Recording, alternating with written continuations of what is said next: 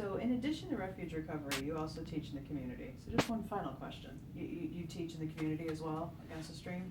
Yeah, so at Against the Stream, there's a few primary teachers. There's Noah and Joanna Harper and Pablo Das, George Haas, and then there's a number of other teachers and facilitators. So I don't have a spot that's regular right now, but I do substitute and get in there and teach in the community often. I'm actually also, I have a small sangha of my own called Dharma Spring, Yes. which was the name given to me in my Zen community, and I figured I'd loan it to the sangha, and through that I'm going to be doing like in October I'll be doing a day-long retreat with some people that wanted me to do a day-long retreat with them. So yeah, so I sort of put myself out there as someone who's available for Dharma training.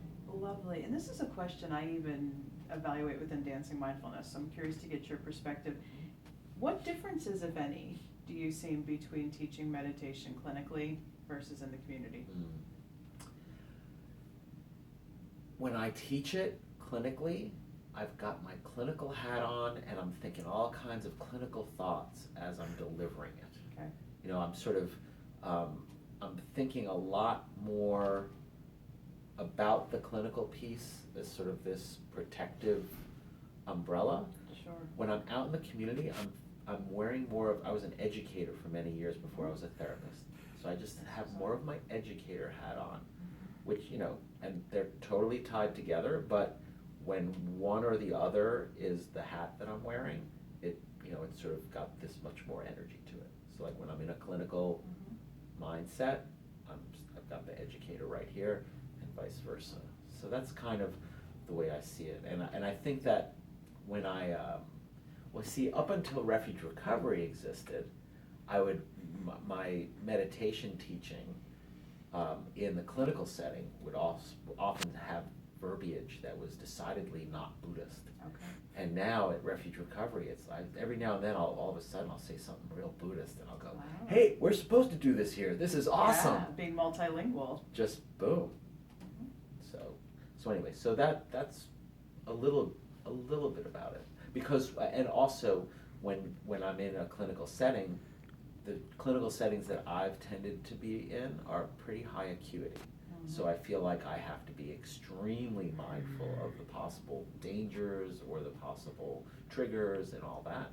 And I do have to be that way in the general community, but when I'm in the general community, often it's more general. It's a less high acuity, so I'm sort of working at a different level.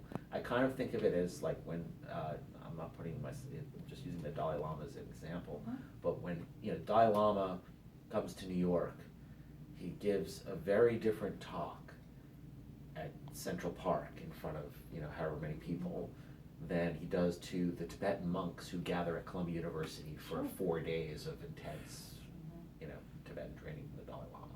So kind of that kind of vibe. But it's a brilliant skill and a brilliant competency, because the cliche, and it's so cliche at this point to meet people where they're at, but I think there's a lot of good trauma-informed wisdom in that cliche of meeting people where they're at and being multilingual, at least in a finessed sense, even within our language. Well, Buddha's way of saying that was, finding the most skillful means, right? Most skillful means to get to right speech, to communicate what needs to be communicated to people. So lovely. Well, I thank you very much for sitting down and talking with me today, and I hope this will be the first of many conversations we could have on these topics. And let's just start a show and have it be 3 times a week, I say. Carried over to the podcast as well. That's right. So thanks again, Steve. All right. Cheers.